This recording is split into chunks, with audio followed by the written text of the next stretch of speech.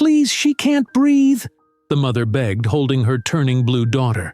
Dr. Wilson didn't even look up from his clipboard. "Take a seat. I'm with a VIP patient." "He just has a paper cut. My daughter is dying." "Security, remove this woman for harassment," Wilson sneered. The double doors smashed open. "Don't you touch her," a voice boomed. But before we dive into the full story, let me know where you're watching from and what time it is. Now, subscribe to the channel and let's get started. Mommy, I cannot breathe. Sarah Bennett opened her eyes in the darkness. Her daughter Mia was coughing. It was a small cough, nothing serious. Sarah reached over and touched Mia's forehead. It felt warm, but not too hot. They shared the same bed in their small apartment in Dorchester, Boston. "You are okay, baby," Sarah whispered. "Go back to sleep." Mia stopped coughing and closed her eyes. Sarah looked at the clock on the wall. It was 5 in the morning, time to wake up. She did not want to leave the warm bed. The apartment was cold. Sarah kept the heat low to save money, but she had no choice. She had to go to work. Sarah got out of bed quietly. She did not want to wake Mia. She walked to the bathroom and washed her face with cold water. She looked at herself in the mirror. She was 32 years old, but she looked older. There were dark circles under her brown eyes. Her face looked tired. She pulled her brown hair back into a ponytail. She put on old jeans and a sweatshirt. She put on worn-out sneakers. The left shoe had a hole in it. Sarah walked back to the bed and looked at Mia. Her daughter was 6 years old. She had brown hair like Sarah. She was sleeping peacefully. Sarah bent down and kissed her forehead. "I love you," Sarah whispered. Mia did not wake up. Sarah grabbed her bag and left the apartment. She locked the door behind her. The hallway smelled bad. The building was old and the landlord never fixed anything. Sarah walked down the stairs and out onto the street. It was still dark outside. It was November, and the air was very cold. Sarah pulled her jacket tight around her body. She walked to the bus stop on the corner. There were 3 other people waiting. Nobody spoke. Everyone looked tired. The bus arrived 10 minutes later.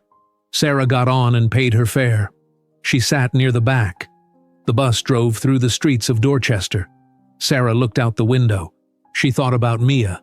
She always thought about Mia. The bus ride took 30 minutes. Sarah got off in downtown Boston. She walked 3 blocks to a tall office building. She used her key card to enter through the back door. She went to the janitor's closet and got her cleaning supplies. A cart, a mop, a bucket, cleaning spray, trash bags. She pushed the cart to the elevator. Sarah cleaned offices on the 15th floor. There were 20 offices. She had to clean all of them before 3 in the afternoon. She started with the first office. She emptied the trash can. She wiped down the desk. She vacuumed the floor. Her back hurt, but she kept working. She moved to the next office, and the next, and the next. By noon, Sarah's hands were red and sore. Her back ached. She was hungry, but she did not have money for lunch. She drank water from the bathroom sink. She kept working.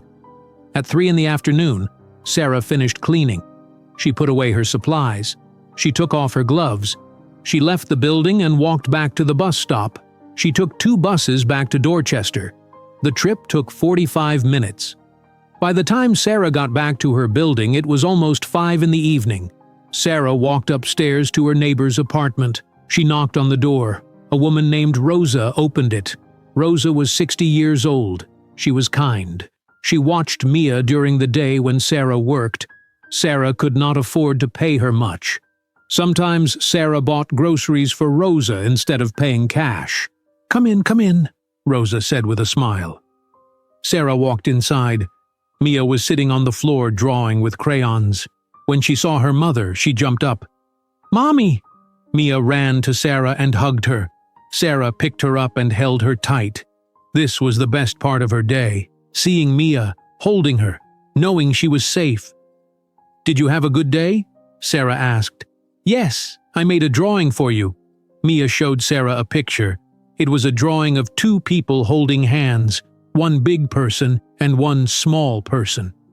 Sarah felt tears in her eyes, but she blinked them away. It is beautiful, baby. I love it. Thank you for watching her, Sarah said to Rosa. It is no problem. She is a good girl, Rosa said. Sarah and Mia walked back to their apartment. Sarah made dinner. She boiled water and cooked spaghetti. She did not have sauce. She put butter on the spaghetti instead. It was cheap.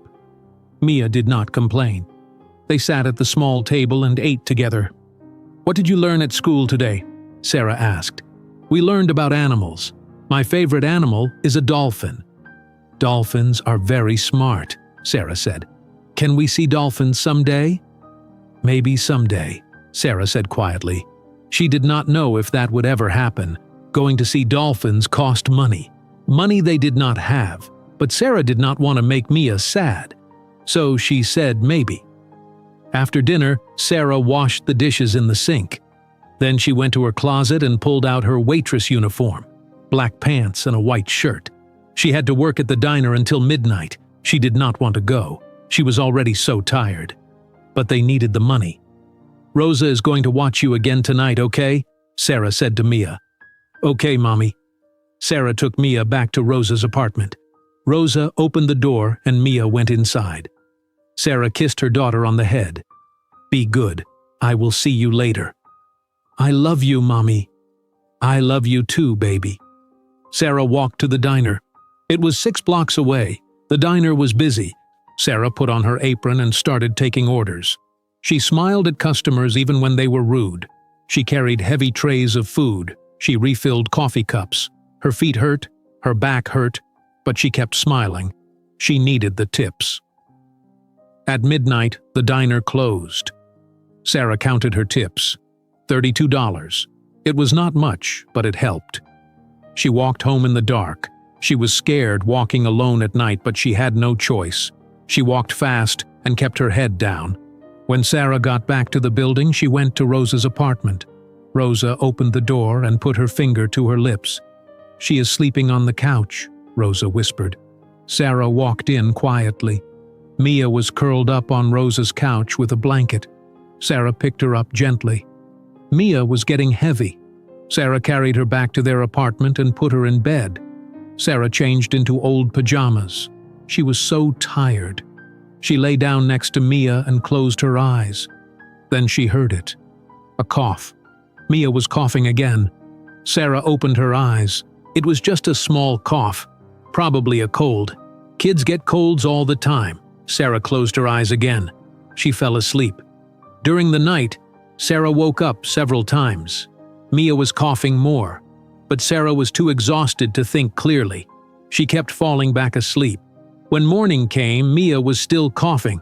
Sarah sat up and looked at her daughter. Mia's face was red. Sarah touched her forehead. It was hot.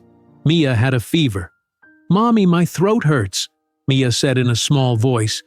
Sarah's heart sank. She got up and found the medicine bottle in the bathroom. She gave Mia the medicine. She made Mia drink water. She hoped the medicine would help. She called her boss at the cleaning company. She said she could not come to work. Her daughter was sick. Her boss was angry, but Sarah did not care. Mia needed her. Sarah stayed home all day. She sat with Mia on the bed. She put a cold cloth on Mia's forehead. She gave her more medicine. But Mia did not get better. She got worse. By afternoon, Mia's coughing was very bad. By evening, Mia could not catch her breath. She was breathing fast. Too fast. Her small chest was moving up and down quickly. Sarah started to panic. "Mia, baby, look at me," Sarah said. Mia looked at her mother. Her eyes were scared. Then Sarah saw it. Mia's lips were turning blue.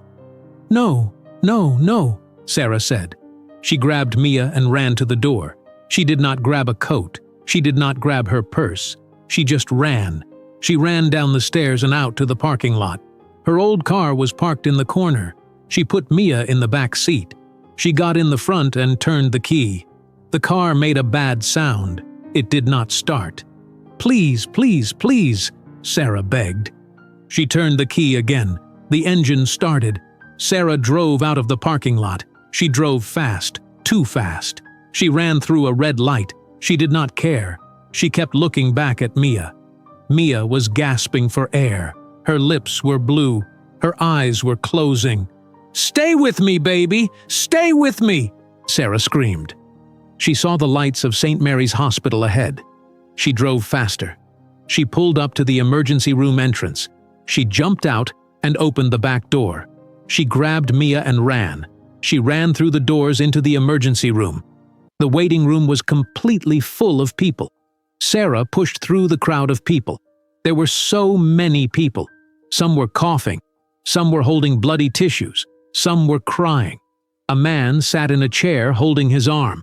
A woman was on the floor with her head between her knees. Sarah could not breathe. She looked down at Mia. Her daughter's lips were still blue. Her eyes were half closed. "Help! Somebody help me!" Sarah screamed. A few people looked at her, but nobody moved. Sarah pushed forward to the front desk. A woman in blue scrubs sat behind a computer. She had gray hair pulled back in a tight bun. She looked tired. She did not look up when Sarah reached the desk. "Please, my daughter cannot breathe," Sarah said. The nurse looked up slowly. Her eyes were empty. She looked at Mia for a second. Then she looked back at her computer screen. "I need your insurance card and identification," the nurse said. "What? No, you do not understand. She cannot breathe. Look at her." "I understand. But I need your insurance card first." Sarah's hands were shaking. She was still holding Mia with one arm. She tried to reach into her pocket, but she could not. She almost dropped Mia. "I do not have my purse. I left it at home. Please, just help her." The nurse frowned. "You need to have your insurance card. Go home and get it." "She will die if I go home. Please." The nurse sighed. She looked annoyed. "What is your name?" "Sarah Bennett. My daughter is Mia Bennett. Please hurry." The nurse typed into the computer. She clicked her mouse several times. She stared at the screen. Sarah was crying. Mia made a horrible sound trying to breathe. It was like a whistle mixed with a gasp. "Okay, I found you in the system," the nurse said. "But you have very basic insurance. There is a long wait tonight. You will have to sit down and wait your turn." Sarah could not believe what she was hearing. "Wait? My daughter is dying. Everyone here is sick. You have to wait. No, get a doctor right now." The nurse picked up a phone on her desk. She pressed a button and spoke into it. "Dr. Wilson, I need you at the front desk." Sarah waited. Every second felt like an hour. Mia's head dropped against Sarah's shoulder. She was barely moving. Sarah shook her gently. "Mia, Mia, stay awake. Please stay awake." A man walked over to the front desk. He was wearing a white doctor's coat. He had gray hair and expensive glasses. His shoes were shiny and looked new. He wore a gold watch on his wrist. He walked slowly. He did not look concerned. "What is the problem?" he asked the nurse. "This woman says her daughter cannot breathe," the nurse said. Dr. Wilson looked at Mia. He looked for maybe 2 seconds. Then he looked away. "Put her on the wait list," he said. "Wait list? Are you serious?" Sarah screamed. "Look at her. Her lips are blue. I can see that. But we have many patients tonight. You will have to wait. She will die if she waits." Dr. Wilson did not answer. His eyes moved to the waiting area behind Sarah. He saw something that made him smile. Sarah turned to look. A man in an expensive suit was sitting in a chair. Next to him was a boy who looked about 10 years old. The boy was holding his hand. There was a small scratch on it, just a tiny scratch with a little bit of blood. Dr. Wilson walked past Sarah. He walked over to the man and boy. "Good evening, Mr. Patterson," Dr. Wilson said with a big smile. "What happened here?" "Oh, hello, Dr. Wilson. My son scratched his hand on a fence. I wanted to make sure it does not get infected," the man said. Of course. Let me take a look right away. Come with me." Dr. Wilson led the man and boy toward a door marked Treatment Area. The boy was smiling. He was not crying. He looked fine. Sarah stood at the front desk in shock. She could not believe what she just saw. A boy with a tiny scratch was getting help immediately. But her daughter, who could not breathe, had to wait. No! Sarah ran after Dr. Wilson. You have to help my daughter first. She cannot breathe. Dr. Wilson stopped and turned around. He looked angry now. Miss, you need to return to the waiting area. My daughter is dying. That boy just has a scratch. That boy's father is a very important donor to this hospital. Now please step back. Sarah moved in front of Dr. Wilson. She was still holding Mia. I do not care who he is. My daughter needs help right now.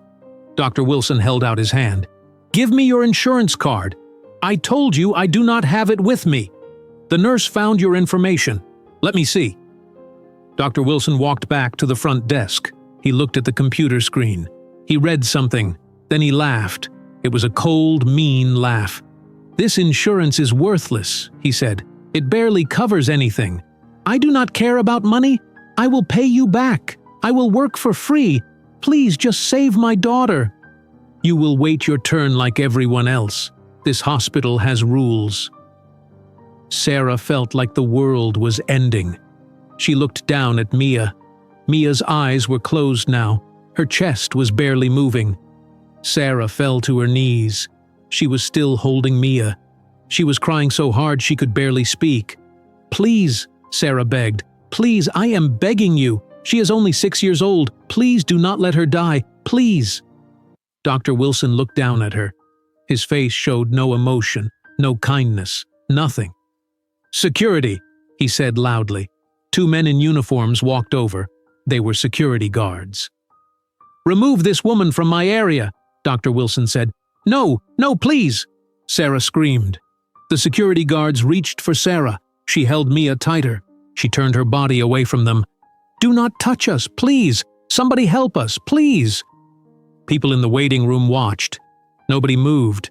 Nobody said anything. Sarah felt completely alone. She thought her daughter was going to die in her arms, right here in the emergency room. She cried and rocked Mia back and forth. I am so sorry, baby. I am so sorry. Mommy loves you. Mommy loves you so much. One security guard put his hand on Sarah's shoulder. Sarah looked up at him with tears streaming down her face. Please do not do this, she whispered. Suddenly there was a loud bang. The main entrance doors flew open. They hit the walls with a crash.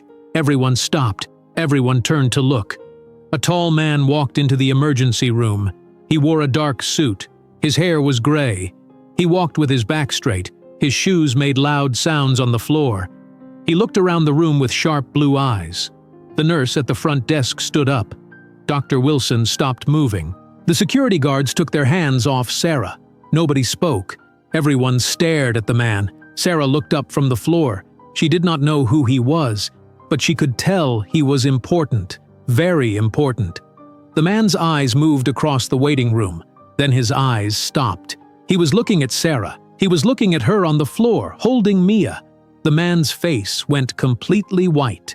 Richard Morgan stood frozen near the entrance. His mouth opened, but no sound came out. He stared at the woman on the floor. He stared at her face. He knew that face. He had not seen it in 15 years, but he knew it. Sarah, his daughter. The security guards still stood near Sarah. Dr. Wilson was watching Richard with confusion. The nurse at the front desk looked nervous. Everyone in the emergency room was silent. They all knew who Richard Morgan was. He was the hospital director of St. Mary's. He ran everything. He was the most powerful man in the building. Richard's mind was racing. 15 years ago, Sarah was 17 years old. She came home from school one day and told him she was pregnant. Richard was so angry. He yelled at her. He said she was throwing her life away. He told her to give up the baby, go to college, forget this ever happened. But Sarah said no. She said she was keeping her baby. They fought for weeks. Richard gave her an ultimatum. Give up the baby or leave his house. Sarah chose the baby. Richard told her she was no longer his daughter. Sarah packed her things and left. Richard never called her, never looked for her. He told himself he was right. He buried himself in his work. He became more successful, more powerful. But he was alone, completely alone. And now Sarah was here, on the floor of his hospital. holding a child. Richard looked at the little girl in Sarah's arms. The girl's lips were blue. Her eyes were closed. She was not moving much. Richard's heart stopped. This was Sarah's child. This was his granddaughter.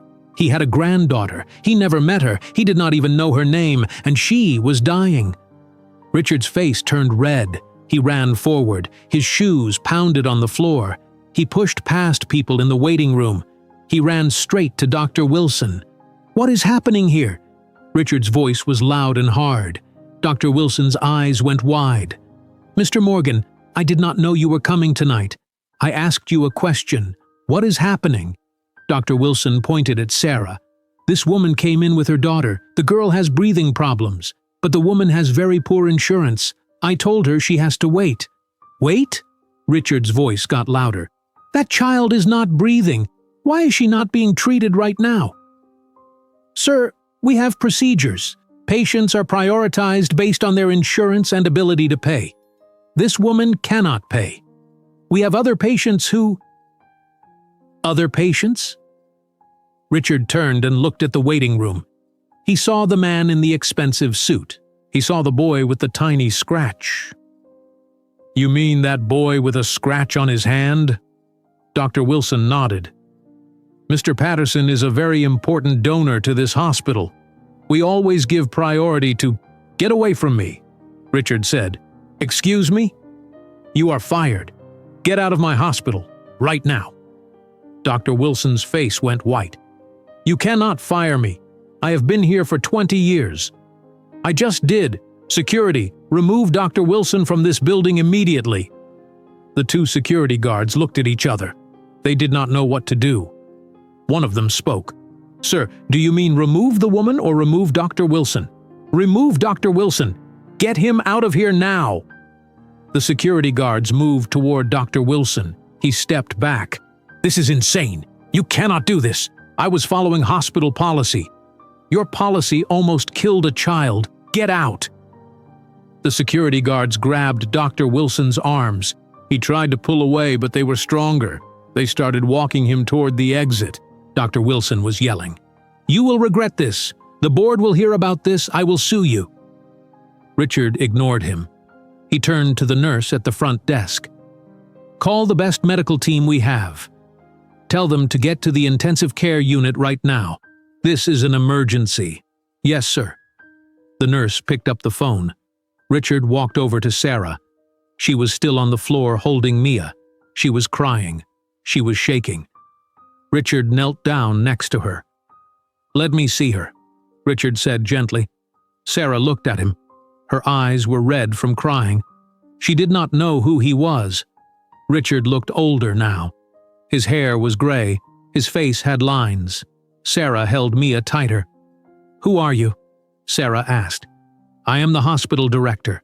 I am going to help your daughter. But I need you to let the nurses take her." 3 nurses ran over with a gurney.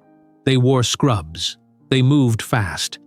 One nurse reached for Mia. "Please, we need to take her now," the nurse said. Sarah looked at Mia's face. Her baby was not moving. Sarah kissed Mia's forehead. Then she let the nurses take her. The nurses placed Mia on the gurney. They put an oxygen mask on her face. They started running toward a door marked Intensive Care Unit. Sarah tried to stand, but her legs were shaking. She almost fell. Richard caught her arm and helped her up. "Where are they taking her?" Sarah asked. "To the Intensive Care Unit. Come with me." Richard started walking fast. Sarah followed him. They went through the door into a long hallway.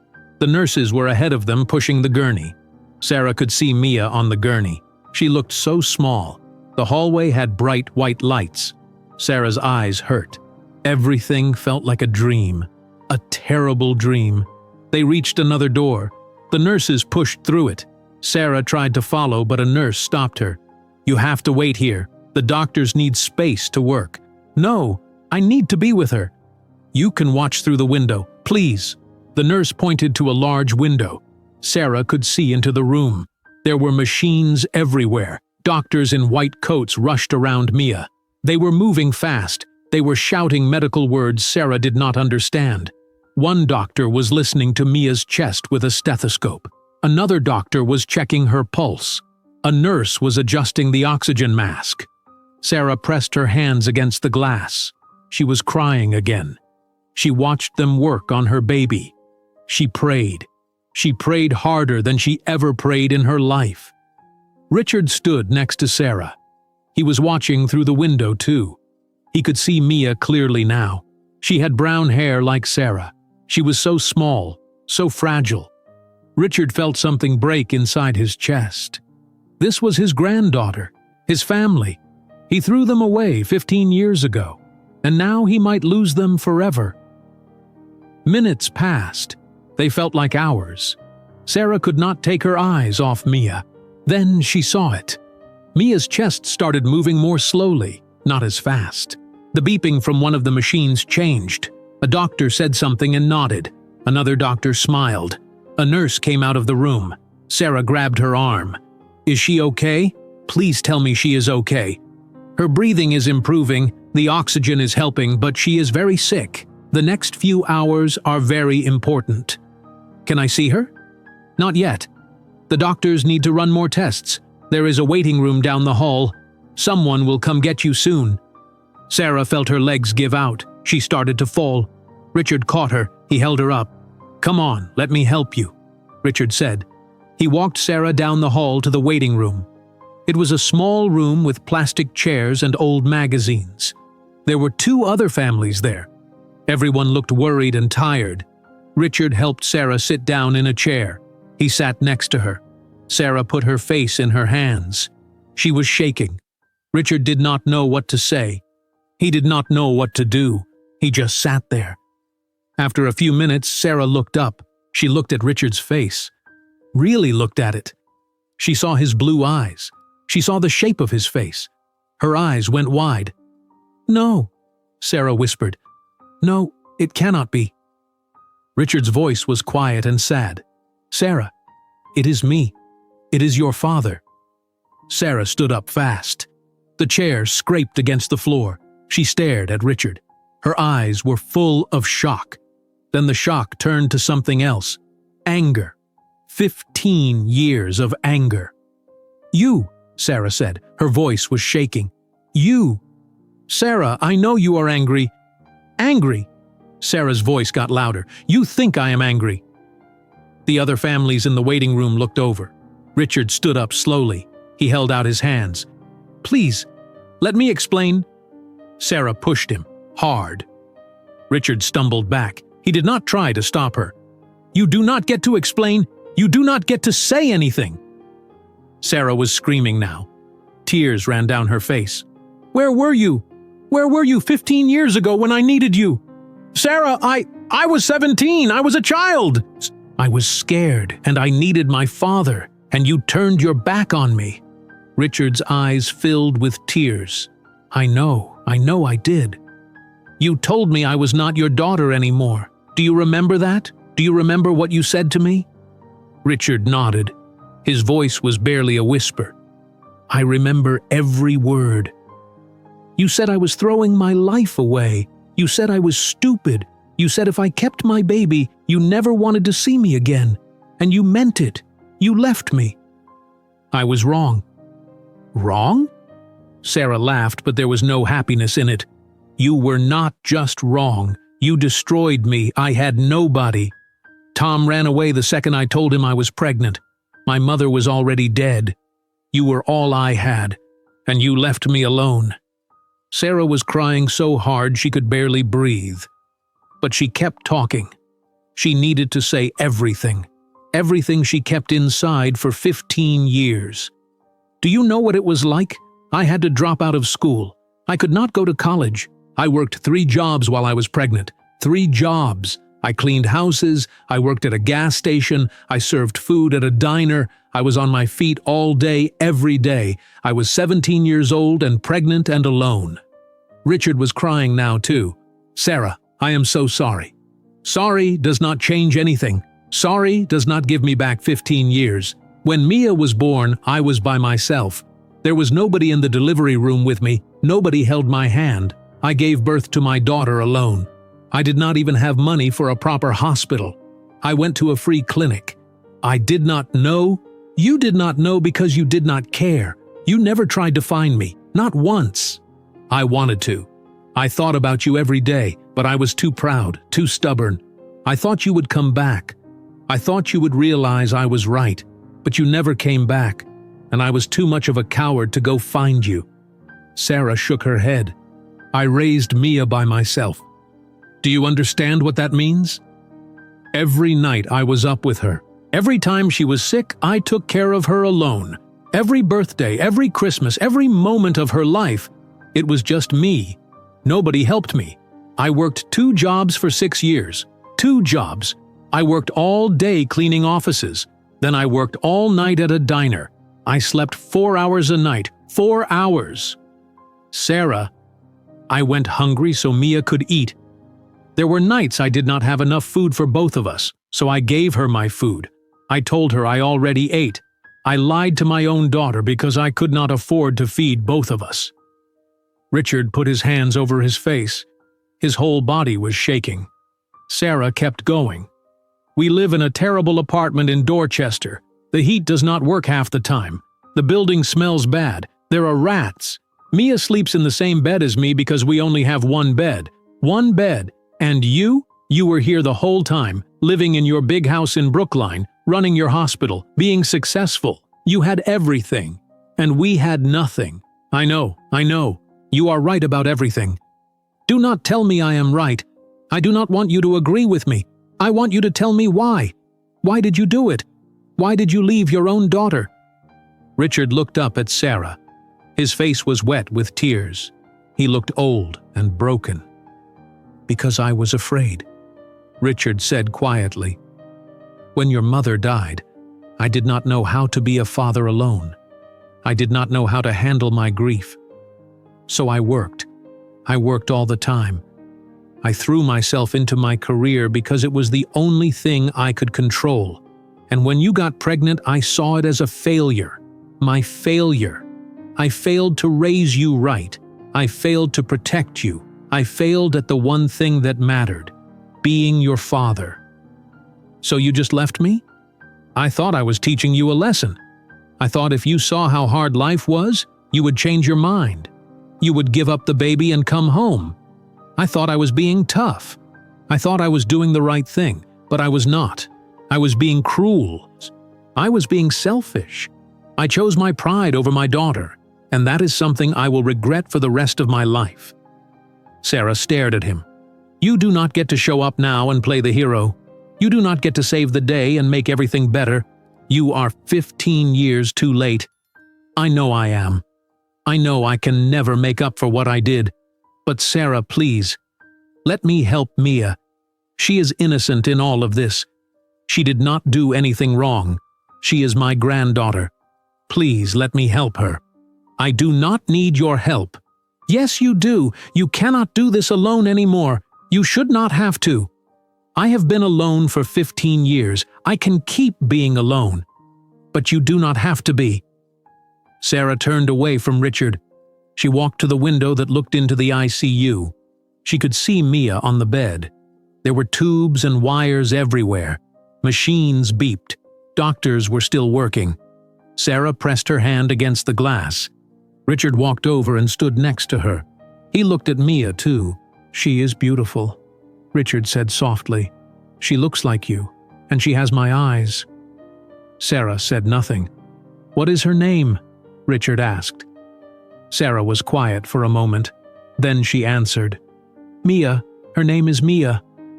Mia, Richard repeated. That is a beautiful name.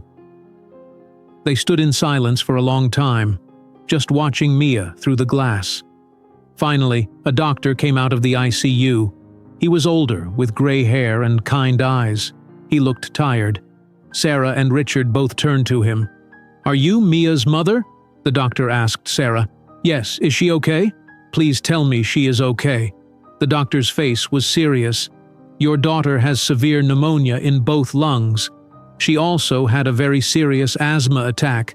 Her lungs are very weak. But she will be okay, right? The oxygen is helping? The oxygen is helping her breathe, but she is not out of danger yet. The next few hours are critical. We are giving her antibiotics and steroids. We are doing everything we can, but I need you to understand that her condition is very serious." Sarah felt like the floor was falling out from under her. No, she has to be okay. She has to be." Richard put his hand on Sarah's shoulder. She did not push him away this time. She was too scared, too exhausted. Her legs started to shake. Richard helped her walk back to the chairs. She sat down. Richard sat next to her. Hours passed. Neither of them spoke. Other families came and went. Some families got good news. Some families got bad news. Sarah watched the clock on the wall. Every minute felt like forever. Around 2 in the morning, the door to the emergency room opened. A young couple rushed in. They were carrying a boy who looked about 8 years old. The boy's face was red. He was breathing hard. The father looked terrified. The mother was crying. A nurse took their information at the front desk. Then a doctor came out. It was not Dr. Wilson. It was a different doctor. His name tag said Dr. Hayes. He looked at the papers the nurse gave him. He looked at the boy. Then he looked at the parents. "Your son will have to wait," Dr. Hayes said. His voice was cold. The mother grabbed Dr. Hayes' arm. "Please, he has been sick for days. He keeps getting worse. Please look at him." Dr. Hayes pulled his arm away. "Ma'am, I understand, but there are other patients ahead of you. Your son will have to wait his turn." The father stepped forward. "We can pay. I have some money. Not a lot, but I can pay what we have." Dr. Hayes looked at a paper in his hand. "Your insurance is very basic. It does not cover much, and we have patients with better coverage waiting. Hospital policy is clear. Patients are seen based on insurance quality and ability to pay." "But my son can barely breathe," the mother cried. "I am sorry. Please take a seat in the waiting area." Richard heard every word. He had been sitting in the waiting room with Sarah. He stood up. His jaw was tight. He walked toward the front desk. Sarah watched him go. Richard's voice was loud and hard. "Dr. Hayes." Hayes turned around. His face went pale when he saw Richard. "Mr. Morgan, I did not see you there. What is going on here?" "This family just arrived. Their son needs treatment, but they have minimal insurance. I was explaining they would need to wait." "The boy can barely breathe and you want him to wait?" "Sir, this is standard hospital policy.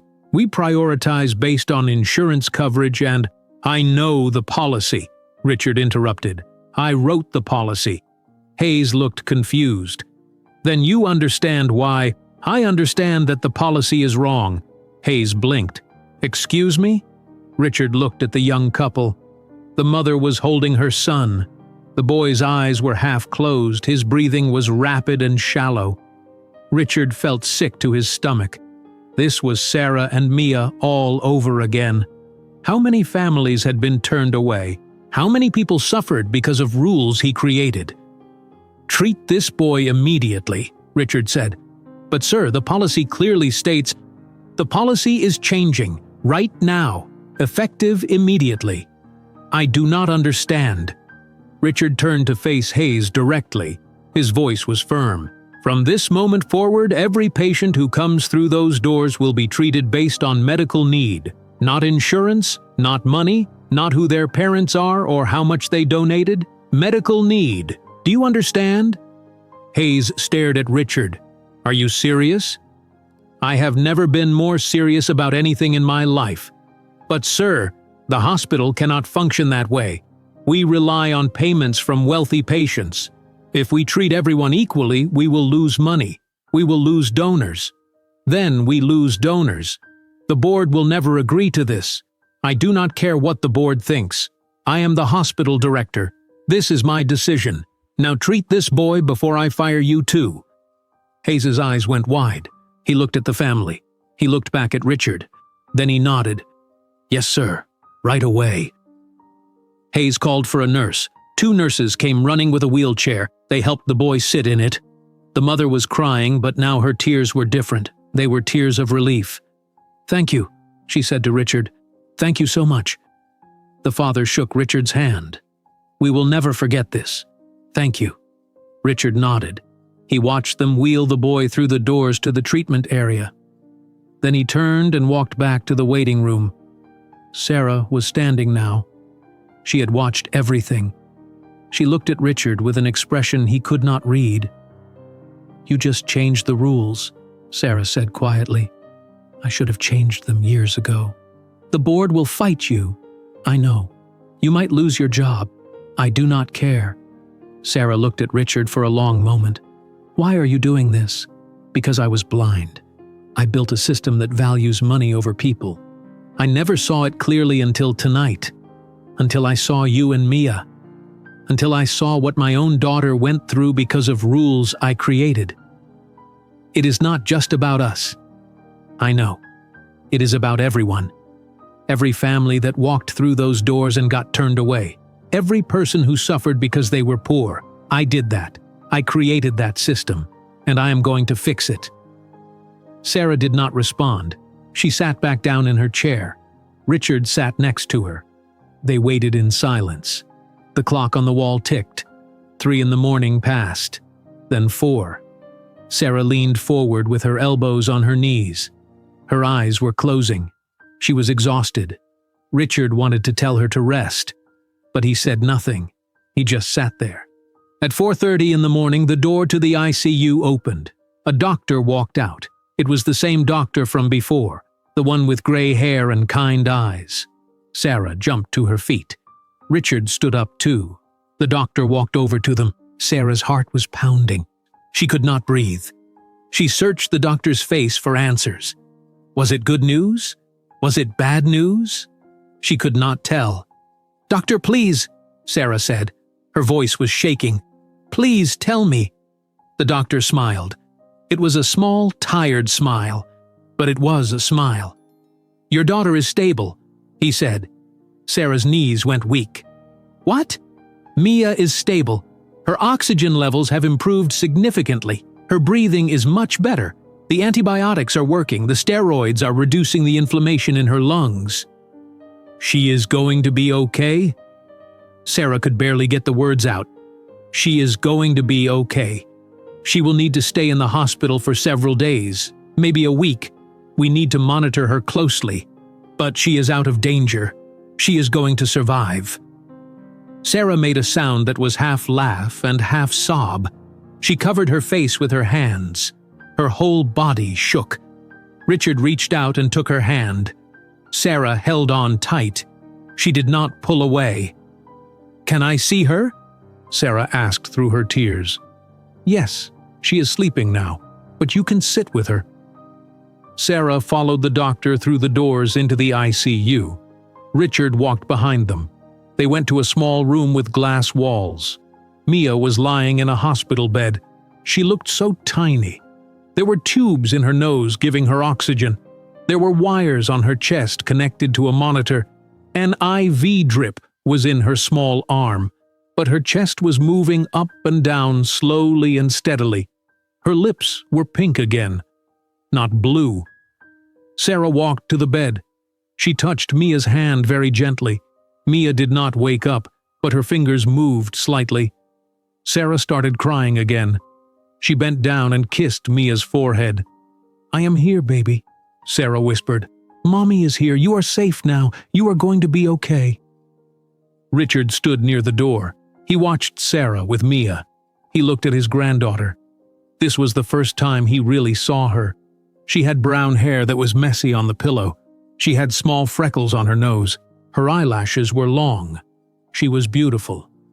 Richard felt his chest tighten. This was his family, his daughter, his granddaughter. He had thrown them away 15 years ago, but somehow by a miracle he had a second chance. A nurse brought a chair for Sarah. Sarah sat down next to Mia's bed. She held Mia's hand. She did not let go. Richard found another chair and sat near the door. He did not want to intrude. He just wanted to be there. The sun started to rise outside. Light came through the window. It was a new day. Mia was going to survive. Sarah closed her eyes and whispered a prayer of thanks. Richard watched them both. He knew this was just the beginning. He knew changing the hospital system would be hard. The board would fight him. Donors would leave. There would be consequences. But looking at Sarah and Mia, Richard knew he had made the right choice. By 8 in the morning, the ICU was busy with doctors and nurses. They came to check on Mia every hour. They looked at the monitors. They listened to her lungs. They adjusted her medicine. Each time, Sarah watched them carefully. She listened to everything they said. Every word was important. A doctor came in around 9. It was a younger doctor with dark hair. Her name tag said Dr. Chen. "Good morning," Dr. Chen said with a smile. "Mia is doing very well. Her oxygen levels are excellent. We are going to move her to a regular room." Sarah felt relief wash over her. "That is good news?" "Yes, very good news. It means she does not need intensive care anymore, but we still need to keep her in the hospital for monitoring." "How long will she need to stay?" "Probably about a week. We need to make sure the pneumonia is completely gone and that her asthma is under control." Sarah nodded. "Okay, thank you." 2 nurses came in with a new bed. They carefully moved Mia from the ICU bed to the new one. Mia stirred a little but did not wake up. They wheeled her down the hallway to a different room. It was smaller and quieter. There was a window that looked out over the city. Sarah could see buildings and streets far below. The nurses helped settle Mia into the new bed. They made sure all the tubes and wires were connected properly. Then they left. Sarah pulled a chair close to the bed and sat down. She took Mia's hand again. Richard had followed them to the new room. He stood near the door. He did not know if he should stay or go. Sarah had not told him to leave, but she had not asked him to stay either. "I need to make some phone calls," Richard said quietly. Sarah did not look at him. She just nodded. Richard walked out into the hallway. He pulled his phone from his pocket. He started making calls. First, he called his assistant at the hospital. "Margaret, it is Richard. I need you to schedule an emergency meeting of the board of directors. Today, 2 in the afternoon." "Today?" Margaret sounded surprised. "Sir, that is very short notice. Some board members may not be available." "Tell them they need to be available. This is not optional. Call every single one of them." "Yes, sir. May I ask what the meeting is about?" "You will find out this afternoon. Also, I need you to contact the head of every department at St. Mary's. Tell them to attend the meeting as well." "Every department head?" "Yes. Surgery, pediatrics, emergency medicine, cardiology, all of them. Everyone needs to be there." "Yes, sir. I will make the calls right away." Richard hung up. He made more calls. He called the hospital's legal team. He called the chief financial officer. He called the head of human resources. He told them all the same thing. "Emergency meeting, 2 in the afternoon. Be there." Word spread quickly through the hospital. Nurses whispered in hallways. Doctors talked in break rooms. Something big was happening. No one knew exactly what, but everyone could feel it. Richard went back to Mia's room. He knocked gently on the door. Sarah looked up. "Come in," she said. Richard walked in. "I have a meeting this afternoon, but I can stay until then if you need anything." "We are fine," Sarah said. Her voice was not warm, but it was not cold either. It was just tired. Richard sat in a chair near the window. Sarah sat next to Mia. They did not talk. The room was quiet except for the beeping of the monitors and the sound of Mia breathing. A nurse came in with coffee and breakfast. She handed a cup of coffee to Sarah. "You should eat something," the nurse said kindly. "There is a cafeteria on the 2nd floor." "I am not hungry," Sarah said. "You need to eat. You have been here all night." Sarah took the coffee, but she did not drink much. The nurse left a sandwich on the table next to the bed. Sarah did not touch it. Richard stood up. "I will go get you something better than a sandwich. What do you want?" I said I am not hungry. "Sarah, you need to eat." "I'm fine." Richard looked at her. She was pale. Her hands were shaking slightly from exhaustion, but he did not push. He sat back down. At noon, Mia's eyes opened. Sarah saw it immediately. "Mia, baby?" Mia looked around slowly. Her eyes were confused. She did not know where she was. Then she saw Sarah. "Mommy?" Her voice was very small and rough. "I am here, baby. I am right here." Sarah stood up and leaned over the bed. She touched Mia's face gently. "Where am I?" "You are in the hospital. You were very sick, but you are getting better now." "My throat hurts. I know the doctors are giving you medicine. You are going to be okay." Mia looked around the room again. She saw the machines. She saw the tubes in her nose. She looked scared. "It is okay," Sarah said. "Do not be afraid. Mommy is here. I am not going anywhere." Mia's eyes moved past Sarah. She saw Richard sitting by the window. She stared at him. "Who is that?" Mia asked. Sarah turned to look at Richard. She did not know what to say. Richard stood up slowly. He walked closer to the bed, but not too close. He did not want to scare Mia. "Hi, Mia," Richard said softly. "My name is Richard." Mia looked at him. Then she looked at Sarah. "Mommy, who is he?" Sarah took a deep breath. He is my father." Mia's eyes went wide. "Your daddy?" "Yes." Mia looked at Richard again. "You are Mommy's daddy?" "Yes, I am," Richard said. His voice was shaking. Mia thought about this. "That means you are my grandpa." Richard felt tears in his eyes. "Yes, I am your grandpa." "I never had a grandpa before," Mia said. "I know. I am sorry about that. Where were you?" Richard did not know how to answer that. How do you explain 15 years to a 6-year-old child? "I was away. But I am here now."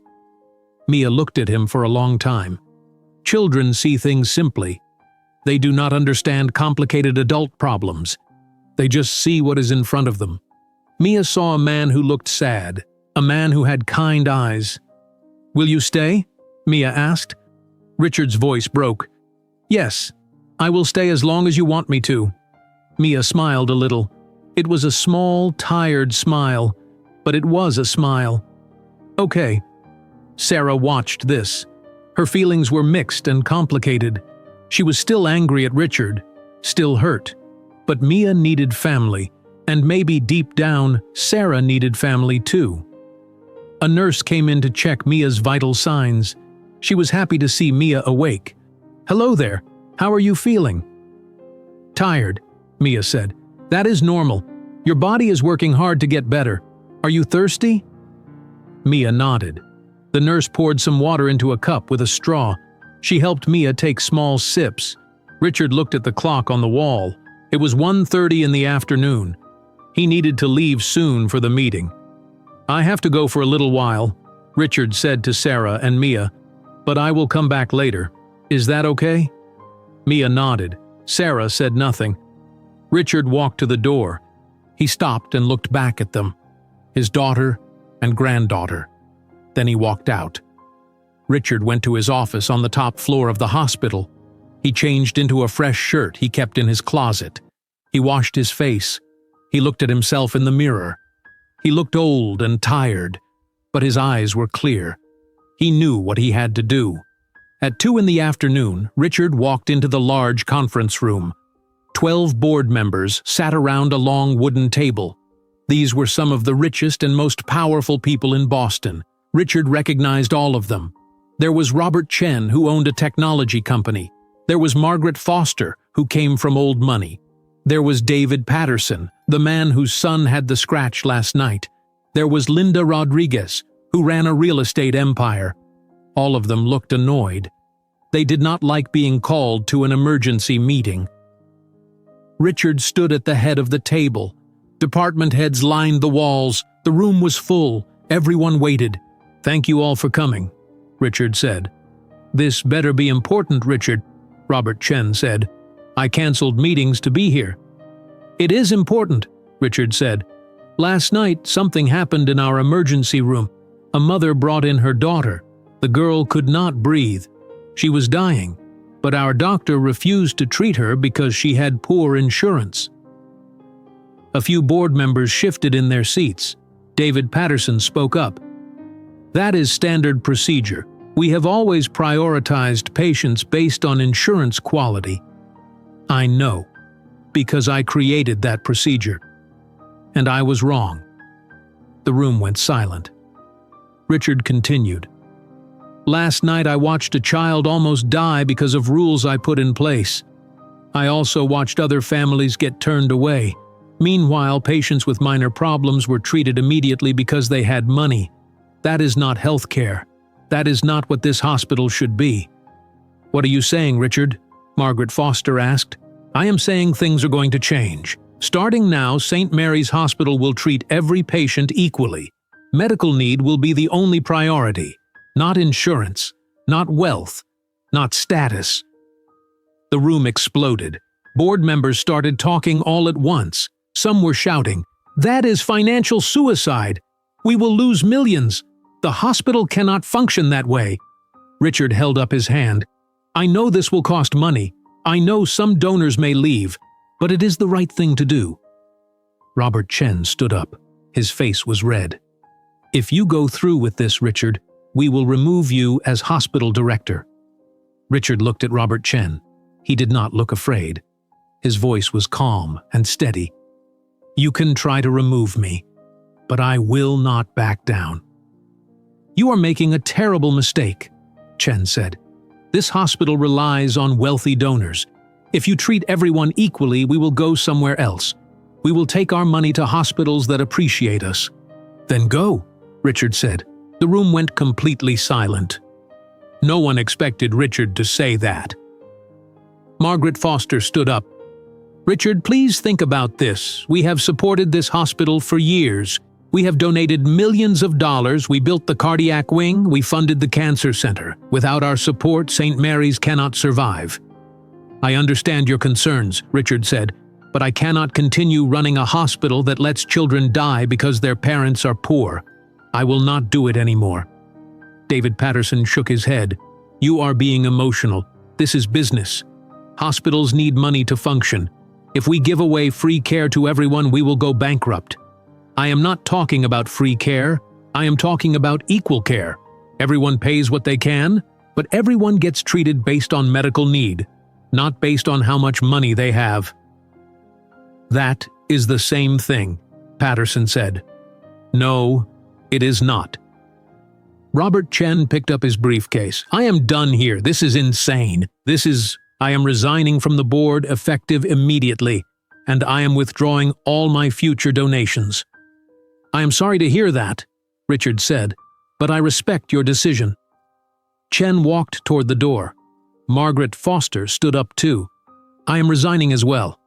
I cannot support this direction. She followed Chen out of the room. Then David Patterson stood. Count me out too. You are destroying everything we built, Richard. Patterson left. 3 board members gone.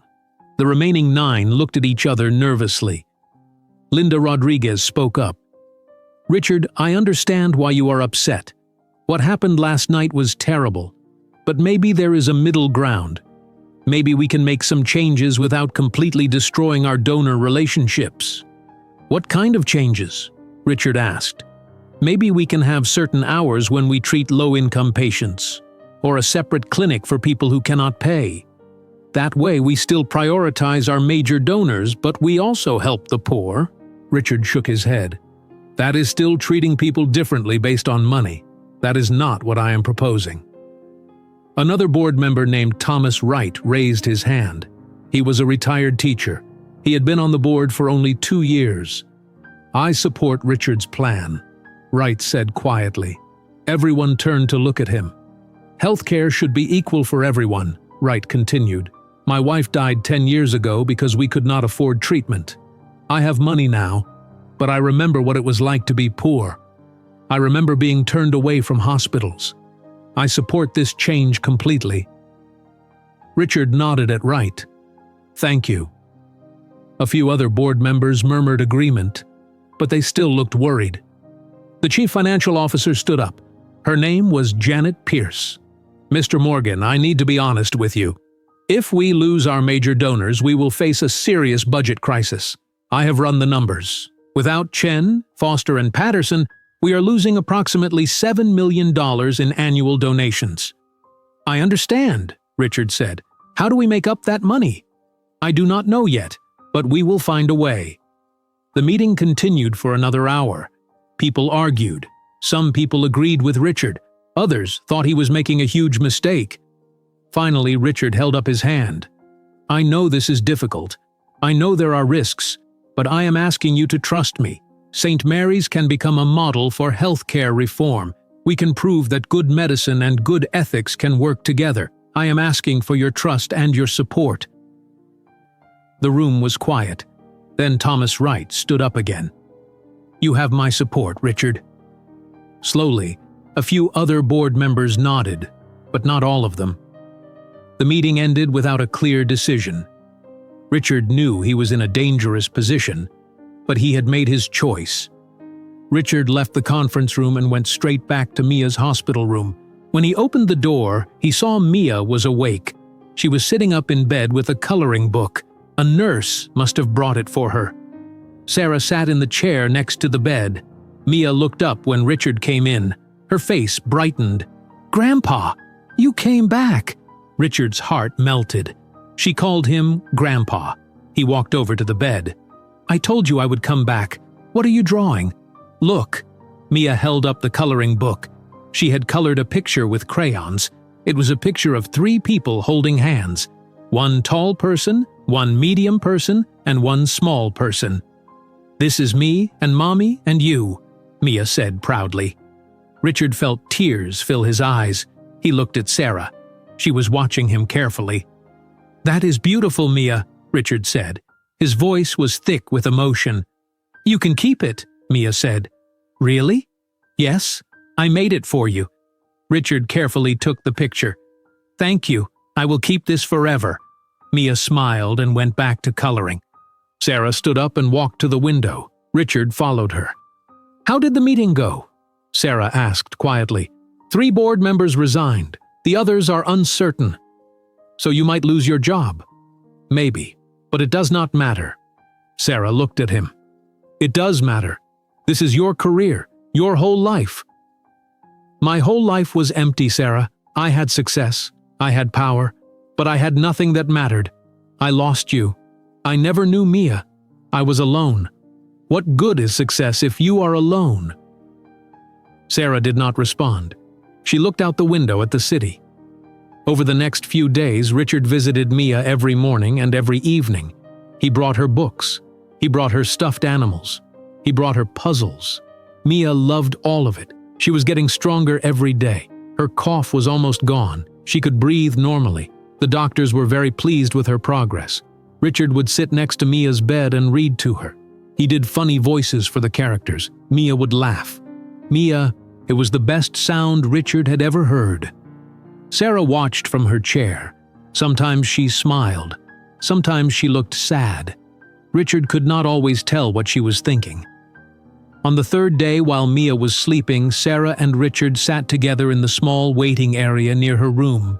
They were both drinking coffee. "Can I ask you something?" Sarah said. "Of course." "After Mom died, why did you push me away?" Richard was quiet for a moment. "I did not know how to handle losing her. She was my whole world.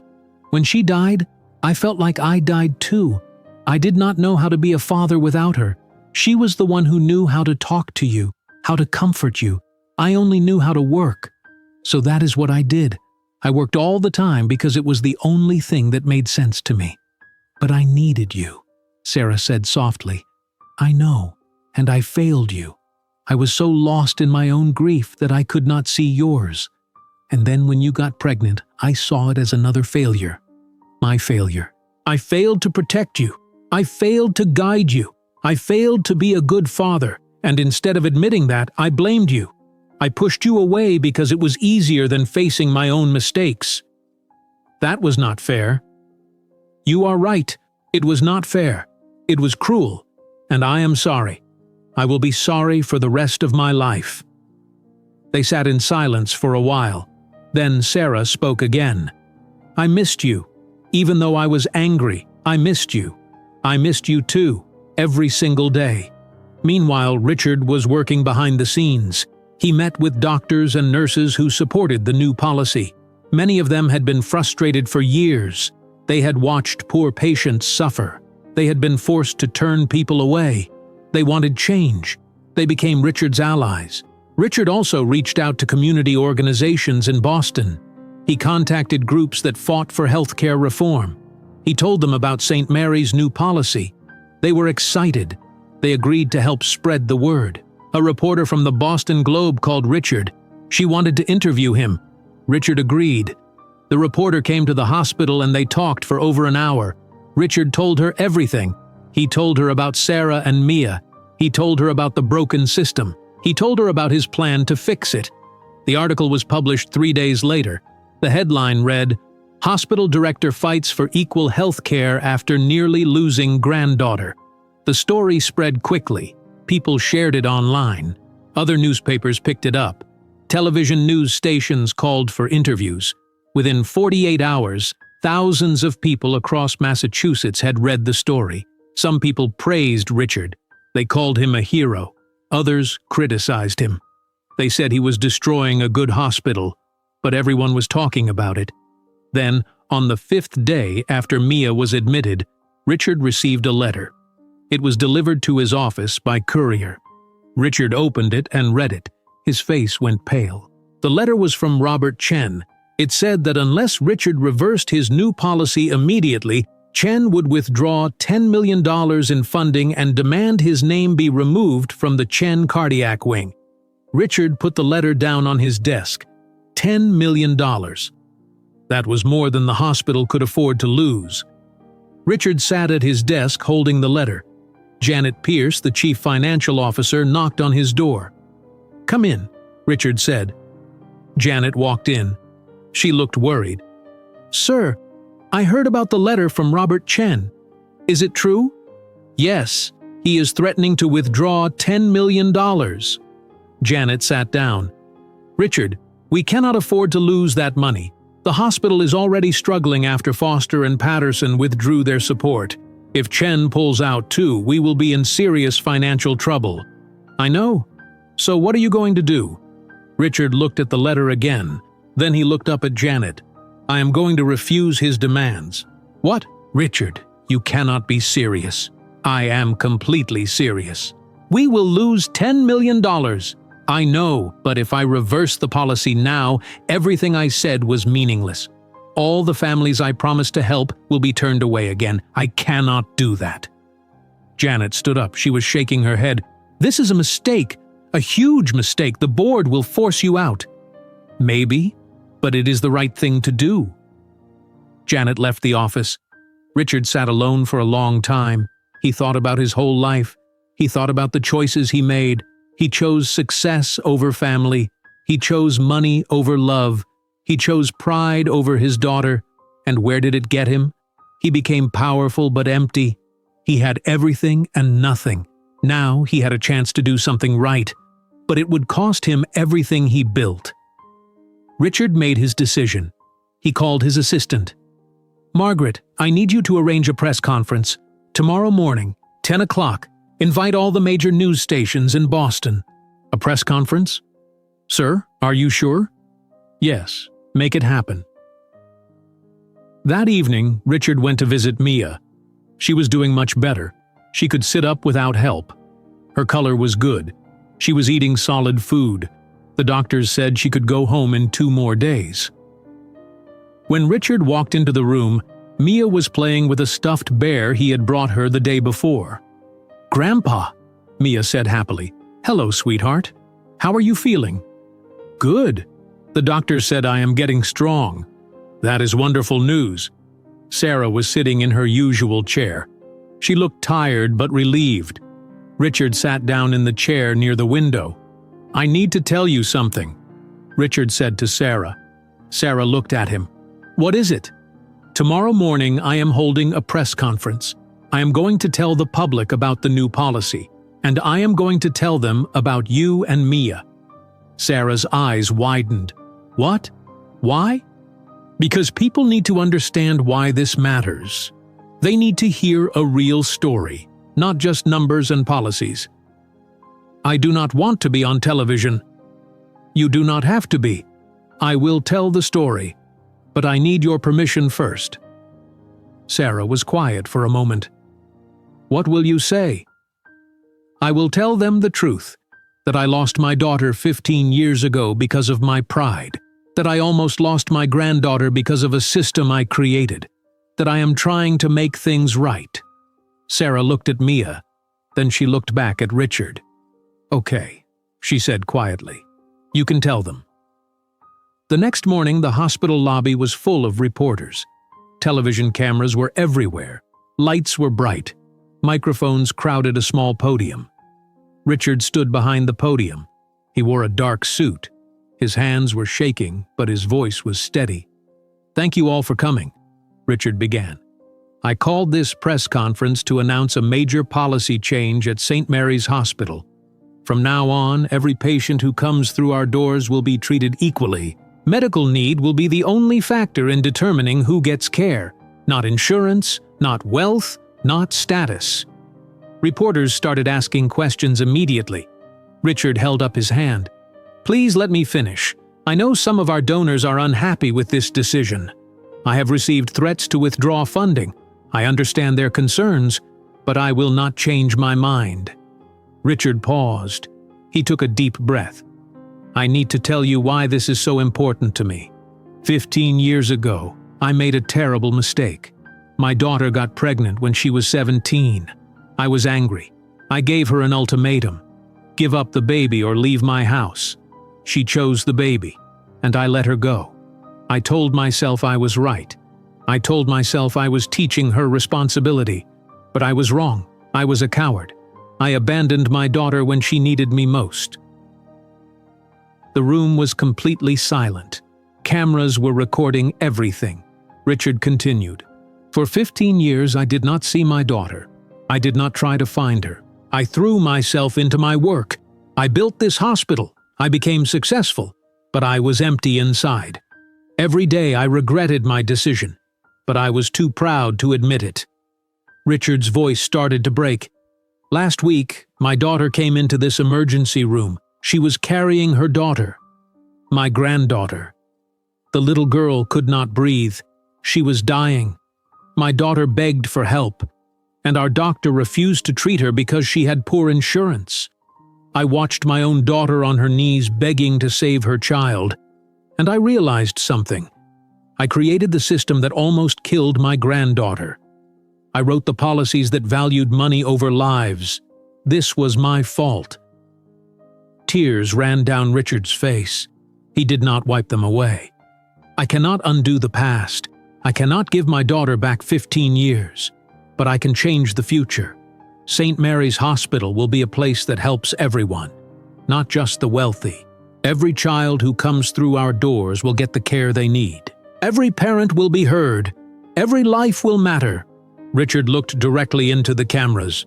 "I am asking the people of Boston to support this mission. Some donors have left. More may leave. But I believe there is another way. I believe ordinary people can come together to support a hospital that truly cares. If you believe healthcare should be equal for everyone, please help us. Any donation, no matter how small, will make a difference." Richard stepped away from the podium. Reporters shouted questions, but Richard did not answer them. He walked out of the lobby and took the elevator to Mia's room. Sarah was watching the press conference on the television in Mia's room. When Richard walked in, she was crying. "You told them everything," Sarah said. "I told them the truth. I have never heard you admit you were wrong before, not once in my entire life. I should have admitted it 15 years ago." Mia looked confused. "Mommy, why are you crying?" "I am okay, baby. These are not sad tears." Richard's phone started ringing. He looked at it. It was Robert Chen. Richard answered. "Hello, Robert?" "I just watched your press conference," Chen said. His voice was cold. "You made a fool of yourself, and you have destroyed this hospital. I respect your opinion. I am officially withdrawing all my support. I want my name removed from the cardiac wing, and I am taking legal action to recover my previous donations. You have that right. You are going to regret this, Richard." "I do not think I will." Chen hung up. 30 minutes later, Margaret Foster called. She was also withdrawing her support. Then David Patterson called. He was pulling out too. By the end of the day, the hospital had lost $15 million in funding. Janet Pierce came to Richard's office. She looked like she had been crying. "We are in serious trouble," she said. "We do not have enough money to operate at this level. We will have to make cuts." "Where can we cut without affecting patient care?" "I do not know. We are already running lean." "Then we will figure it out. Cut my salary in half." "What? Cut my salary in half? That will save some money." "Richard, that is not nearly enough." "It is a start." But then something unexpected started happening. Small donations began coming in. $20 from a retired teacher, $50 from a construction worker, $100 from a single mother. The donations were small, but there were so many of them. The hospital set up an online donation page. Within 1 hour, $5,000 came in. Within 2 hours, $10,000. By the end of the first day, $150,000 had been donated by ordinary people. The news stations covered the story every night. People across Massachusetts heard about Richard's press conference. They heard about Sarah and Mia. They heard about the fight for equal health care. Many people shared their own stories of being turned away from hospitals because they were poor.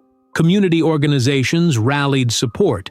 Churches held fundraisers. Schools organized bake sales. Local businesses donated money. The donations kept coming. By the end of the second day, the total reached $800,000. By the third day, it reached $2 million.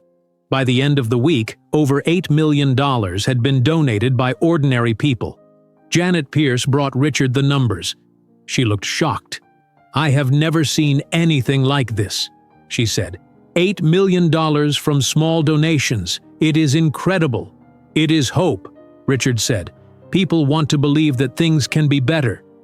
They want to be part of something good. We are still short $7 million from what we lost." "I know, but we will make it work." Richard went to Mia's room. It was her last day in the hospital. The doctors said she was healthy enough to go home. Mia was excited. She was wearing regular clothes instead of a hospital gown. She was packing her stuffed animals into a bag. "Grandpa, I get to go home today." "I heard. That is wonderful." Sarah was folding Mia's clothes. She looked at Richard. "I saw the news," Sarah said. "The donations. Everyone is talking about you." "They are not talking about me, they are talking about hope. You did this. No, we did this. You and Mia. Your story mattered. Your pain mattered. And now things are going to change." A nurse came in with discharge papers. Sarah signed them. Then she picked up Mia's bag. "Are you ready, baby?" Sarah asked. "Yes," Mia said. They walked toward the door. Richard followed them. In the hallway, nurses and doctors stopped to say goodbye to Mia. She had become a favorite on the floor. Mia waved at everyone. They took the elevator down to the lobby. When the doors opened, there were people waiting, families that had been helped by the new policy. They had heard Mia was leaving. They wanted to say thank you. Some of them were crying. One woman approached Sarah. "Thank you. My son got treatment yesterday because of what your family did. The doctors saved his life." Sarah did not know what to say. She just nodded. They walked out to the parking lot. Sarah's old car was still there. She had not driven it since the night she brought Mia to the hospital. "Let me call a car service for you," Richard said.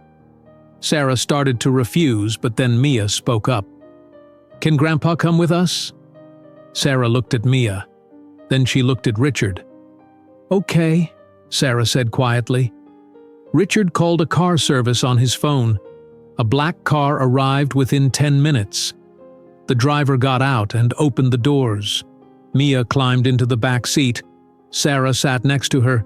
Richard sat in the front passenger seat. "Where to?" the driver asked. Sarah gave him her address in Dorchester. The driver nodded and started driving. Mia looked out the window at the city. She had been inside the hospital for a whole week. Everything outside looked new and exciting to her. "Look, Mommy! A dog!" Mia pointed at a man walking a golden retriever on the sidewalk. Sarah smiled. "I see it, baby." The drive took 25 minutes through Boston traffic. When they reached Dorchester, the neighborhoods changed. The buildings were older. Some had broken windows. There was trash on some streets. Richard looked around. He had lived in Boston his whole life, but he rarely came to this part of the city. The car stopped in front of Sarah's building. It was a 4-story brick building. The paint was peeling. Some windows were covered with cardboard. The front steps had cracks in them. Richard got out and opened the door for Sarah and Mia. The driver took Mia's bag from the trunk. Richard paid him and thanked him. The car drove away. "This is where we live," Mia said proudly. Sarah unlocked the front door. The inside hallway was dark. One of the light bulbs was burned out. The hallway smelled like old cooking and mold. Sarah led them up the stairs to the second floor. Richard followed quietly. He tried not to show any reaction on his face, but inside his heart was breaking. Sarah unlocked her apartment door. It was a small one-bedroom apartment. There was a tiny kitchen with old appliances. The living room had a worn couch and a small television. There was one bedroom with a single bed. The walls were thin. Richard could hear neighbors talking through the walls. "Home sweet home," Sarah said. She did not sound happy or proud. She sounded tired. Mia ran to the bed and jumped on it. "I missed my bed." Sarah put down the bags. She looked at Richard. He was standing near the door looking around. She could see the sadness in his eyes. "This is it," Sarah said. "This is how we have been living." Richard did not trust his voice. He just nodded. "You can go now," Sarah said. "We are fine." "Can I help you with anything?" "We do not need help." Mia ran back out of the bedroom. "Grandpa, do you want to see my drawings? I have lots of them." "I would love to see them," Richard said. Mia pulled out a folder from under the couch. It was full of drawings she had made, pictures of flowers, animals, houses, people. Richard sat on the couch and Mia sat next to him. She showed him every single drawing. Richard looked at each one carefully. He told her how talented she was. Mia beamed with pride. Sarah watched them from the kitchen. She filled a glass with water and drank it. She did not know how to feel. Part of her was still angry at Richard. Part of her was grateful he saved Mia. Part of her was confused. Everything was too much. After an hour, Richard stood up. "I should go. You both need to rest."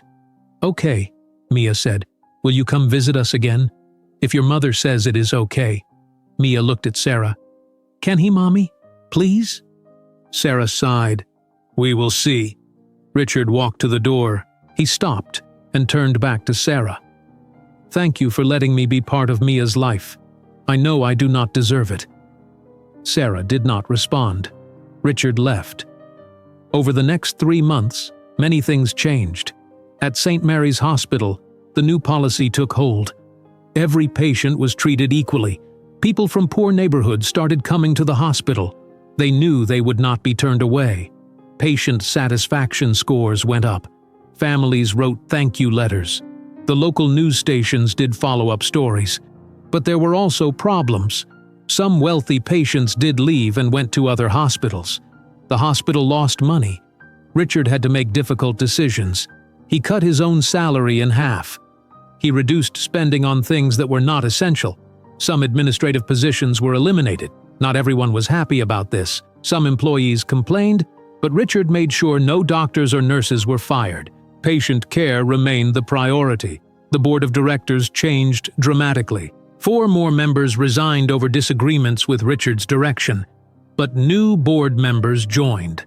These were different people: a retired social worker, a community organizer, a public school principal, people who believed in the mission. The board looked very different now. Meanwhile, an investigation was opened into Dr. James Wilson. The Massachusetts Medical Board received complaints from multiple families. People came forward with stories about how Wilson had neglected them or refused them treatment because they were poor. The evidence was overwhelming. After a 2-month investigation, Wilson was stripped of his medical license. He tried to appeal, but the decision was final. Wilson lost everything. He could no longer practice medicine. His reputation was destroyed. Richard visited Sarah and Mia every Sunday. At first, the visits were awkward. Richard would come over and sit on the couch. Mia would talk and show him things. Sarah would stay quiet. But slowly, things got easier. Sarah started talking more. She told Richard about her week. She told him about her jobs. Richard listened carefully to everything she said. One Sunday in February, Richard brought a folder with him. After Mia went to the bedroom to play, Richard handed the folder to Sarah. "What is this?" Sarah asked. "Open it." Sarah opened the folder. Inside were brochures for nursing programs at local colleges. Bunker Hill Community College, Roxbury Community College, Benjamin Franklin Institute of Technology. Sarah looked through them. "I do not understand," Sarah said. "I remember when you were younger, you always talked about wanting to help people. You wanted to be a nurse or a teacher. I thought maybe you would want to go back to school." Sarah put the folder down on the couch. "I cannot afford school. I can barely afford rent. I know. That is why I want to help. I do not want your money. It is not about money. It is about giving you a chance to build the life you want. I took that chance away from you 15 years ago. Let me help you get it back." Sarah shook her head. "You are trying to control me again." "No, I am not. This is completely your choice. If you want to keep your current jobs, I respect that. If you want to go to school, I will help with tuition and childcare for Mia. But it is entirely up to you. I will not push. I will not tell you what to do. This is your decision." Sarah picked up the folder again. She looked through the brochures. Her hands were shaking slightly. "I always wanted to be a nurse," she said quietly. "When I was little, I used to play with Mom's old stethoscope. She would let me listen to her heartbeat. I thought it was magic." "Your mother would be so proud if you became a nurse." Sarah felt tears in her eyes. "I am scared." "Of what?" "Of failing. Of not being smart enough. Of wasting your money. Of everything. You are one of the strongest people I know, Sarah. You raised a beautiful daughter by yourself. You worked 2 jobs for 6 years. You survived when most people would have given up. If you can do all that, you can do anything." Sarah wiped her eyes. "Can I think about it?" "Of course. Take all the time you need." Sarah kept the folder. Over the next week, she read through all the brochures. She looked at the class schedules. She looked at the degree requirements. She talked to her neighbor Rosa about it. Rosa told her to do it. Rosa said she would help watch Mia anytime Sarah needed. Finally, Sarah called Richard. "I want to do it. I want to go to nursing school." Richard's voice was full of emotion. "That is wonderful, Sarah. I am so proud of you. But I have conditions." "Okay, what are they?" "I will accept help with tuition, but I am keeping my job at the diner on weekends. I need to support myself. I do not want to depend completely on you." "I understand. And if I fail, you do not get to say I told you so. You are not going to fail." Sarah enrolled at Bunker Hill Community College for the spring semester. Classes started in March. Richard helped arrange childcare for Mia through a program at the hospital. It was a good program with qualified teachers. Mia was excited to go. On Sarah's first day of class, she was terrified. She sat in the back of the classroom. She was older than most of the other students. They were 18 or 19. She was 32. She felt out of place. But when the professor started talking, Sarah listened carefully. She took notes. She asked questions. The material was hard, but she worked at it. After the first week, Sarah came home exhausted but happy. Mia ran to hug her. "How was school, Mommy?" "It was hard, but I liked it." "Are you smart?" Sarah laughed. "I am trying to be." Every Sunday, Richard came over. He would ask Sarah about her classes. He would help Mia with her homework. He would bring groceries. Sarah stopped telling him not to. She was learning to accept help. It was hard for her. She had been independent for so long, but she was trying. One Sunday in late March, Richard drove Sarah and Mia to Cambridge. He stopped in front of a small house on a quiet street. It had a little yard with a tree. The house was painted yellow. "Why are we here?" Sarah asked. Richard turned off the car. "I want to show you something." They got out. Richard led them to the front door. He pulled out a key and unlocked it. They walked inside. The house was empty but clean. There were 2 bedrooms, a kitchen, a living room, and a bathroom. Sunlight came through the windows. "Whose house is this?" Sarah asked. "It could be yours." Sarah stared at Richard. "What do you mean, mine? I know your apartment in Dorchester is not safe. I know it is cold and the building has problems. This house is for sale. I want to help you buy it." Sarah shook her head immediately. "No, absolutely not. I cannot accept that." "Sarah, no, that is too much. Way too much." Mia was running through the empty house. She looked into every room. "Mommy, this room could be mine, and this one could be yours. And there is a yard, a real yard." "Mia, come here," Sarah said. Mia came back to the living room. Sarah knelt down to her level. "Baby, this is not our house. We are just visiting." "But Grandpa said—" "I know what Grandpa said, but we cannot accept this." Richard spoke carefully. "Please, just listen to me. I am not trying to buy you. I am not trying to control you. Let me explain how this would work." Sarah stood up and crossed her arms. "Fine, explain. The house would be in your name, not mine. Yours. I would help with the down payment, but you would make the mortgage payments every month. You would own it. It would be yours. I would just be helping you get started." "I cannot afford mortgage payments." "Yes, you can. I have looked at the numbers. Between your job at the diner and the part-time work-study position at the college, you can afford the monthly payments. They would be less than what you pay now in rent." Sarah was quiet.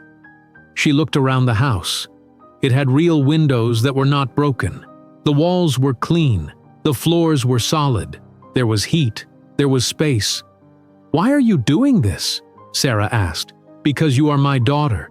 Because Mia is my granddaughter. Because I have 15 years to make up for. Please, Sarah, let me help." Sarah walked to the window. She looked out at the small yard. There was a tree with branches that would have leaves in the spring. Mia could play there. She would be safe. "I need time to think," Sarah said. "Of course. Take all the time you need." They left the house and Richard drove them back to Dorchester. That night, Sarah lay awake in bed. Mia was sleeping next to her. Sarah thought about the house. She thought about having 2 bedrooms. She thought about Mia having her own space. She thought about feeling safe. She also thought about pride. She had survived alone for so long. She did not need anyone. She told herself that every day. But maybe that was not true anymore. Maybe needing help was not weakness. Maybe accepting love from family was not giving up. Sarah talked to Rosa the next day. Rosa was direct. "Take the house, Mija. Stop being stubborn. That man is trying to make things right. Let him." "But what if he tries to control me again?"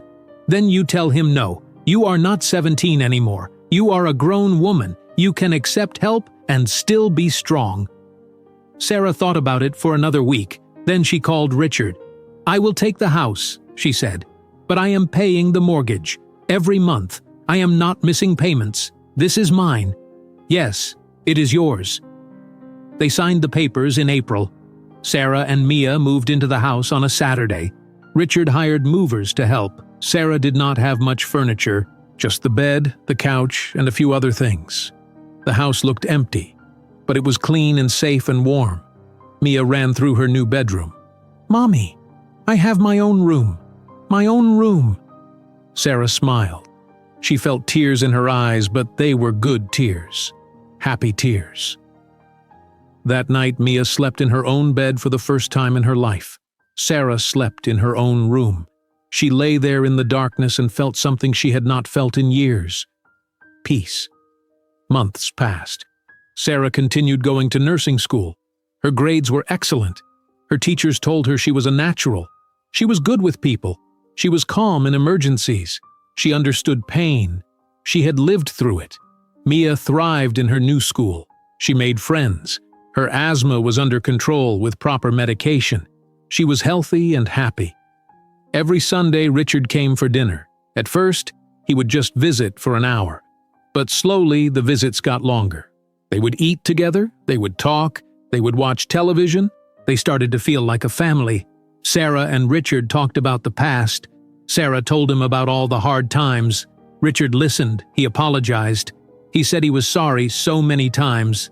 Sarah told him he did not need to keep apologizing. She was learning to forgive. It was not easy. Some days she was still angry, but she was trying. At St. Mary's Hospital, the new system was working. The hospital was not as profitable as before, but it was stable. The community donations continued. People gave what they could. $20 here, $50 there. It added up. Patient satisfaction was higher than ever. People trusted the hospital. They knew they would be treated fairly. The waiting room was still crowded, but now everyone waited based on medical need, not based on money. Richard worked long hours, but he was not empty anymore. He had purpose. He had family. Every time he walked through the hospital, he thought about Sarah and Mia. He thought about the night he almost lost them. It kept him focused on what mattered. In November, exactly 1 year after the terrible night, Richard stood in a new wing of St. Mary's Hospital. It was a community health center, free or low-cost care for anyone who needed it. The wing had been funded by thousands of small donations from ordinary people. Above the entrance was a sign. It read, Mia Bennett Community Care Center. Sarah and Mia stood next to Richard.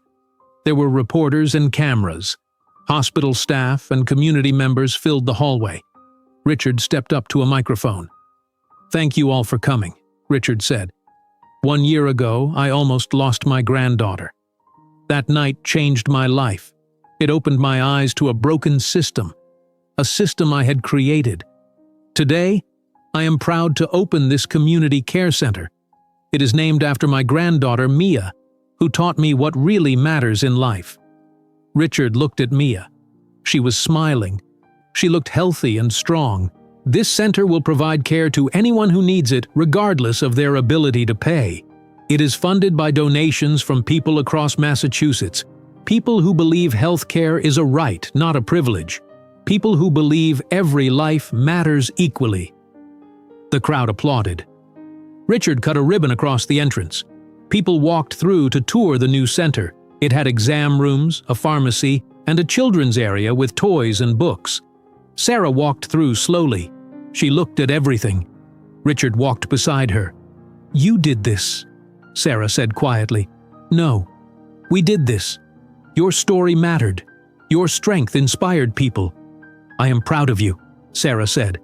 It was the first time she had said those words to her father in 15 years. Richard stopped walking. He looked at her. "Thank you. That means everything to me." Later that day, Sarah, Mia, and Richard went back to the house in Cambridge. They made dinner together. Sarah cooked pasta. Richard made salad. Mia set the table. They sat down and ate like a normal family. "Grandpa, will you read me a story tonight?" Mia asked. "Of course." After dinner, Mia took a bath and put on her pajamas. She climbed into her bed. Richard sat in a chair next to her. He read from a book about a brave girl who went on an adventure. Mia's eyes got heavy. She fell asleep before the story ended. Richard closed the book quietly. He looked at Mia sleeping peacefully. He thought about how close he came to never meeting her. How close he came to losing everything that mattered. Sarah stood in the doorway watching. Richard stood up and walked over to her. They went to the living room and sat on the couch. "I have something to tell you," Sarah said. "What is it?" "I got my grades from this semester. I got all A's." Richard smiled. "Sarah, that is incredible. I am so proud of you." "I am proud of me, too." They sat in comfortable silence for a moment. Then Sarah spoke again. "I am still angry sometimes about the past, about the 15 years we lost. I know. You have every right to be. But I am trying to let it go, not for you, for me. Because holding on to anger is exhausting, and I do not want to be angry anymore. I understand. We can never get back those 15 years, but we have now. We have today and tomorrow. That has to be enough." Richard's eyes filled with tears. "It is enough. It is more than I deserve. Mia loves you. She talks about you all the time. I love her too, more than I knew I could love anyone. And Sarah paused. "I am glad you are in our lives. I did not think I would ever say that, but I am glad." Richard reached over and took Sarah's hand. She let him. They sat together on the couch as the evening grew dark outside. 1 year ago, Richard had everything and nothing. Success and emptiness. Power and loneliness. He had built an empire but destroyed his family. Now he had less money, less power, less status. Some people thought he had made terrible mistakes. But Richard knew the truth. He had gained everything that mattered. He had his daughter back. He had a granddaughter who called him grandpa and hugged him and drew him pictures.